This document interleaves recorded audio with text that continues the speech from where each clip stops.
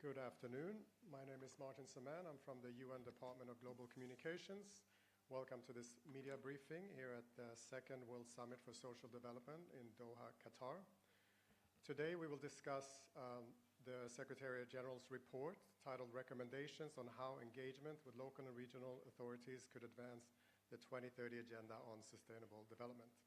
With us today we have Anacláudia Rossbach, Executive Director of UN Habitat, and Pablo Fernandez, Undersecretary General of the UCLG. Prepared in response to Action 55E of the Pact for the Future, the report sets out concrete steps to strengthen UN engagement with local and regional authorities and for the UN to become more agile, effective, and coordinated. Today's discussion will focus on how these recommendations can institutionalize the role of local governments in UN processes and accelerate progress on the Sustainable Development Goals. Let's hear from our speakers. Ms. Rossbach, you have the floor. Thank you so much. Mr. Pablo Fernandez, Undersecretary General of UCLG, Excellencies, honorable guests, distinguished delegates, colleagues, friends, ladies and gentlemen, good afternoon to all of you. Let me start with thanking the Global Task Force of Local and Regional Governments for their participation at this official launch of the Secretary General's report on local and regional authorities' engagement in the 2030 Agenda. If I have learned anything from multilateral cooperation, it is this. Global solutions must begin locally, with local authorities and their communities. Global challenges don't respect borders, they reach every community. That's why local and regional governments are essential to uphold the 2030 Agenda and the Sustainable Development Goals. The SDGs for planet, for people, and for peace. This is not a new agenda. Since the 1992 Rio Conference, subnational actors have been recognized as major contributors to multilateral cooperation. So as mandated by the Pact for the Future and released in July 2025, the report of the Secretary General on recommendations on how the engagement with local and regional authorities could advance the 2030 Agenda, particularly the localization of the SDGs, highlights how the United Nations Development System could benefit from local and regional governments' leadership in providing housing, services, and income opportunities, and in convening communities, businesses, and civil society. And is essential to achieving the SDGs. Indeed, today's cascading crises demand a more inclusive multilateralism, one that embraces diverse voices and practical solutions that work locally. This report, released by the Secretary General for the 79th session of the UN General Assembly, makes clear that empowering local and regional governments is vital to delivering the SDGs to the people and places where and when they need them most. Developed under the Secretary General's leadership, the report reflects consultations with member states, UN entities, and the local and regional government constituency, led by UN Habitat earlier this year. Moreover, it draws on the substantive findings of the UN Secretary General's Advisory Group on Local and Regional Governments that provided guidance on how local and regional government engagement and action in relation to recovery measures from multiple crises and implementing international agreements. In this report we are launching today, the Secretary General outlines concrete and actionable recommendations to deepen collaboration between the United Nations and local and regional authorities to advance the 2030 Agenda, focusing on the localization of the SDGs.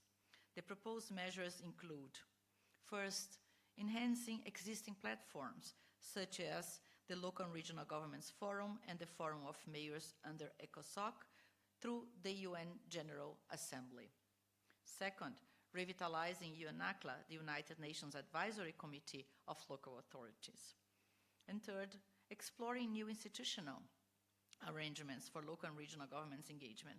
For example, annual hearings at the General Assembly, or even permanent observer status for local and regional authorities at the General Assembly. The report encourages member states to consider these proposals and initiate dialogues in cooperation with local and regional governments.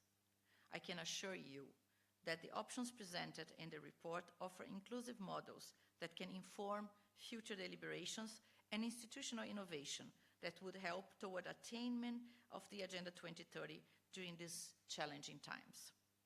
Let me also highlight that as the global urban populations grow, the UN system is increasingly turning to work with cities. UN Habitat has been the forerunner in close collaboration with local authorities. Its governing body formally recognized local governments as observers since 2002.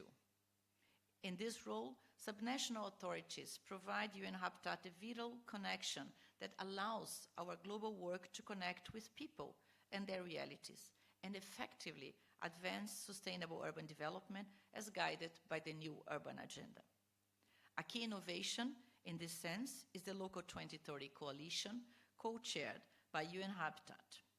The Local 2030 Coalition is the UN system platform to accelerate the SDGs through the localization of the 2030 Agenda, enhancing coherence, efficiency, and local impact of UN action. 14 UN entities drive the coalition, co-chaired by UN Habitat, FAO, and UNDP, ensuring that the UN system is equipped to articulate global goals and national policies with local contexts, needs, and priorities, while securing a single and powerful UN approach to localization. Through its 5 constituencies, national government, local and regional governments, civil society and academia, private sector and youth, the Local 2030 Coalition is also a bridge between the United Nations system and local development stakeholders, co-creating solutions for systemic transformation. One of the common key obstacles for subnational governments as they pursue sustainable development initiatives is the scarcity of subnational financing. To this end, the Financing for Development Conference outcome document, the Sevilla Commitment, Compromiso de Sevilla, in July 2025, emphasized the importance of local finance, reframing land as a strategic asset for more inclusive urban investments, mobilization of private finance for public delivery, and more effective use of existing resources. Thank you. Shukran. Thank you, Ms. Rossbach. Mr. Fernandez, the floor is yours. Thank you very much. I'm speaking here as United Cities and Local Governments, but as the facilitator of the Global Task Force of Local and Regional Governments.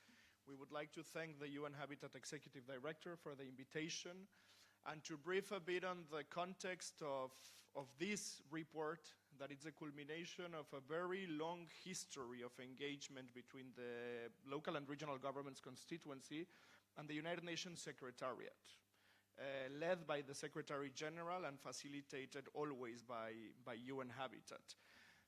This final role of coming and to deliver Action 55E comes after the call of the United Nations Secretary General to reimagine the United Nations back in its 75th anniversary, with the UN 75 consultation, where he launched a massive and worldwide consultation of how the United Nations should look like to deliver its mandate.